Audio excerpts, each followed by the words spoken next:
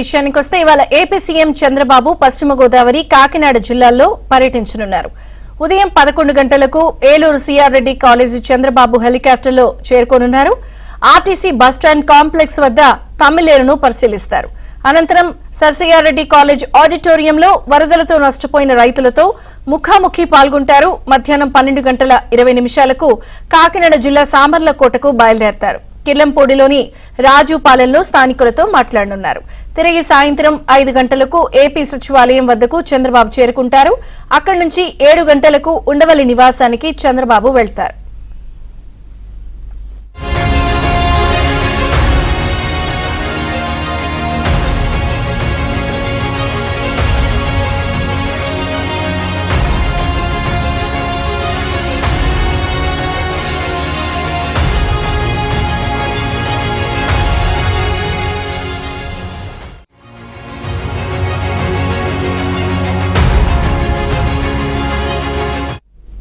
ఇవాళ వరద ప్రభావిత ప్రాంతాల్లో ఏపీ సీఎం చంద్రబాబు పర్యటించనున్నారు. ప్రధానంగా పశ్చిమ గోదావరి కాకినాడ జిల్లాల్లో ఉదయం 11 గంటలకు చేరుకుని అక్కడ వరద ప్రభావిత ప్రాంతాల్లో వారితో కూడా ముఖాముఖి నిర్వహిస్తారు. ఇక మరిన్ని వివరాలు మా ప్రతినిధి రాంబాబు అడిగి తెలుసుకుందాం. రాంబాబు, మనం చూస్తున్నాము సీఎం చంద్రబాబు నాయుడు ఈ రోజు ఉమ్మడి ఉభయ గోదావరి జిల్లాలో పర్యటించనున్నారు. ప్రధానంగా వరద ప్రభావిత ప్రాంతాల్లో ఆయన పర్యటన సాగనుంది. వాస్తవంగా అయితే ఏలూరు జిల్లా అదేవిధంగా కాకినాడ జిల్లాలో ఆయన పర్యటన జరుగుతుంది. వాస్తవంగా అయితే పశ్చిమ గోదావరి జిల్లా ఆకివీడు రావాల్సి ఉంది ఆయన, కానీ ఆకివీడు పర్యటన అర్ధరాత్రి సమయంలో రద్దు చేశారు. ఆ తర్వాత రాత్రి 3 గంటల సమయంలో ఏలూరు పర్యటన ఖరారైంది. దాంతో అధికారులు అయితే హడావుడిగా అన్ని ఏర్పాట్లు చేశారు. ఏలూరు ప్రోగ్రామ్స్ పరిశీలిస్తే ఉదయం 11 గంటలకు ఆయన ఏలూరు చేరుకుంటారు. ఏలూరు సిఆర్ఐడి కాలేజీలోని కాలేజ్ గ్రౌండ్స్లోని హెలిప్యాడ్ ఏర్పాటు చేశారు. ఆయన అక్కడికి 11-10 గంటలకు చేరుకుంటారు. ఆ తర్వాత అక్కడి నుంచి ఏలూరు తమ్మిలేరు ఉంది, మనం చూస్తున్నాము. ఈ తమ్మిలేరు ప్రాంతానికి వస్తారు. ఈ తమ్మిలేరు ఈ వంతెన దగ్గరకు వస్తారు. ఈ వంతెన దగ్గర నుంచి తమ్మిలేరు ప్రవాహాన్ని పరిశీలిస్తారు. ఈ తమ్మిలేరు ప్రవాహాన్ని పరిశీలించిన తర్వాత మళ్ళీ ఏలూరు సిఆర్ఐడి కాలేజీ ఆడిటోరియంకి చేరుకుంటారు. ఆడిటోరియంలోని రైతులు అదేవిధంగా వరద బాధితులు ఎవరైతే ఉన్నారో వాళ్ళతో ముఖాముఖి సమావేశం అవుతారు.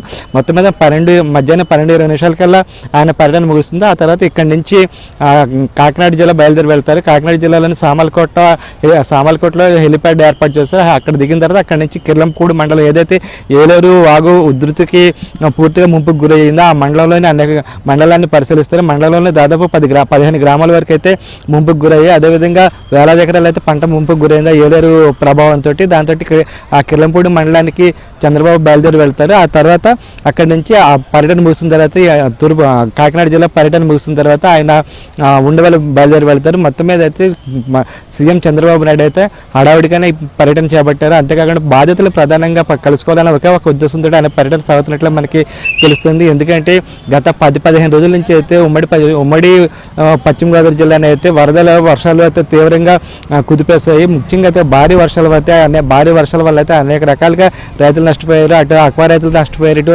వరి రైతులు నష్టపోయారు, అదేవిధంగా ఉద్యానవన పంటలు ఎవరైతే వేస్తారో వాళ్ళంతా నష్టపోయారు. దాదాపు 30-40 వేల ఎకరాల వరకు పంట నష్టం జరిగి ఉంటుందని చెప్పేసి ఇప్పటికే వ్యవసాయ శాఖ అధికారులు అంచనా వేశారు. అదేవిధంగా అక్వాకు సంబంధించి కూడా భారీ స్థాయిలోనే పంట నష్టం జరిగింది. అక్వా ఉత్పత్తులు అయితే నష్టం జరిగింది. మరో పక్క మనం చూడొచ్చు, ఇక్కడైతే చెకింగ్ కూడా చేస్తున్నారు. సీఎం కాసేపట్లో వస్తారు కాబట్టి ఇక్కడైతే చెకింగ్ కూడా బాంబ్ స్క్వాడ్ చెకింగ్ కూడా చేస్తున్నారు. బాంబ్ స్క్వాడ్ మనం చూడొచ్చు. ఇక్కడ వీళ్ళంతా ఇక్కడ చెకింగ్ చేసిన తర్వాత క్లియరెన్స్ ఇచ్చిన తర్వాతనే ఆ సీఎం చంద్రబాబు ఇక్కడికి వస్తారు. ఇక్కడి నుంచి పర్యటన ముగిసిన తర్వాత అప్పుడు కాకినాడ జిల్లాకు వెళ్తారు. ఇంకా వరద నష్టానికి సంబంధించి మనం పరిశీలిస్తే మాత్రం కొల్లేరు మాత్రం తీవ్రంగా ప్రభావితం అయింది. ఎందుకంటే బుడమేరు వాగు, తమ్మిలేరు వాగులు ఈ రెండు బాగా పొంగిపొరలాయి. దీంతో కొల్లేరులో ఉన్న అనేక గ్రామాలు అయితే ఇప్పటికీ ముంపు సమస్యలైనా ఉన్నాయి. అదేవిధంగా ఏలూరు కాకిలూరు రహదారి మీద ఇప్పటి వరకు ఇంకా వరద నీరు కొల్లేరు నీరు ప్రవహిస్తూనే ఉంది. దాంతో 15 రోజుల నుంచి అయితే ఈ రెండు పట్టణాల మధ్య అయితే రాకపోకలు స్తంభించిపోయాయి. అదేవిధంగా ఏలూరు నుంచి హనుమాన్ జంక్షన్ మీదుగా గుడివాడ వెళ్ళే ప్రాంతం కూడా పూర్తిగా నీటిలోనే ఉంది. దాంతో గుడివాడ వెళ్ళే బస్సులు కూడా ఇక్కడి నుంచి నిలిపివేశారు. అదేవిధంగా కొల్లేరులోని అనేక గ్రామాలు ఉన్నాయి. ప్రధానంగా కాకిలూరు నియోజకవర్గంలోని మండవల్లి కావచ్చు, కాకిలూరు కావచ్చు, ఈ రెండు మండలాల్లోనైతే పూర్తిగా అక్వారంగం దెబ్బతుంది. అదేవిధంగా ఏలూరు మండలానికి సంబంధించి పరిశీలిస్తే ఏలూరు మండలంలోని అనేక కొల్లేరు గ్రామాలు ఉన్నాయి. ఆ కొల్లేరు గ్రామాల్లో కూడా పూర్తిగా వరద నీరు చేరింది. ఇప్పటికీ కూడా కొన్ని గ్రామాలు అయితే ముంపులోనే ఉన్నాయి. అక్కడ ప్రజలైతే ఏ విధంగా బయటకు వచ్చే అవకాశం లేదు. ఆ ముంపులోనే వాళ్ళ జీవనం సాగిస్తున్నారు. కొన్ని చోట్ల అయితే ఇళ్లలో కూడా నీరు చేరింది. ఆ ఇళ్లలోనే ఉండి వాళ్ళు కాపురం చేసే పరిస్థితి వచ్చింది. ఎందుకంటే వాళ్ళు బయటికి రాలేని పరిస్థితి. ఒకవేళ బయటికి రావాలంటే ఖచ్చితంగా వాళ్ళు పడవలను ఉపయోగించి రావాల్సి ఉంటుంది.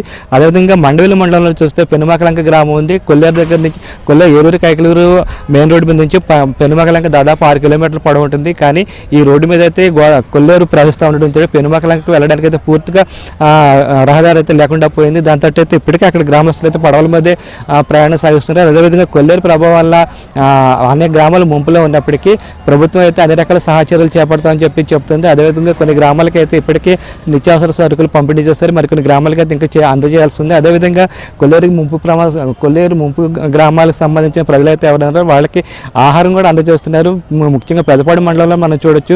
పెదపాడు మండలంలోని బుడమేరు వల్ల అయితే కొన్ని గ్రామాలు ముంపుకు గురయ్యి, ప్రధానంగా కడిమిగుంట కావచ్చు, అదేవిధంగా కొనికి సకల కొత్తపల్లి గ్రామం, అదేవిధంగా కాజుగూడెం, వడ్డిగూడెం గ్రామాలన్నీ ముంపులోనే ఉన్నాయి. అక్కడ ప్రజలకైతే ఆహారాన్ని అందజేస్తున్నారు. అదేవిధంగా పెదపాడు నుంచి కొనికి వెళ్ళే గ్రామానికి వెళ్ళే రహదారిపై దాదాపు 5 కిలోమీటర్ల మేర ఇప్పటికీ బుడమేరు ప్రవహిస్తూనే ఉంది.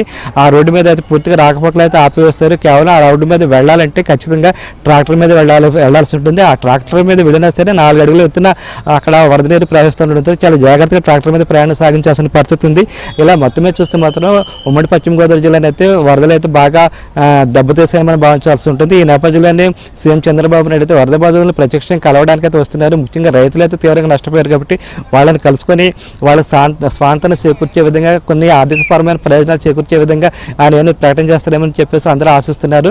అంతేకాకుండా తానున్నానని చెప్పేసి సీఎం చంద్రబాబు నాయుడు రైతులు భరోసా ఇచ్చే అవకాశం ఉంది. ఇలా అన్ని రకాలుగా రైతులతో పాటు ఇక్కడ వరద బాధితులు ఎవరన్నారు వాళ్ళకి కూడా తాను అండగా ఉంటాను, వాళ్ళకి ఎటువంటి కష్టం వచ్చేసరి చూసుకుంటాను, వాళ్ళకి ఆర్థికపరమైన సర్వీసులు ఏమన్నా తాను తీరుస్తాను అనే రకంగా భరోసా ఇచ్చే అవకాశం ఉందని చెప్పేసి ఇక్కడ రైతులు అదేవిధంగా వరద బాధితులు మాత్రం చెబుతున్నారు. విజయచంద్రిక. Thank you.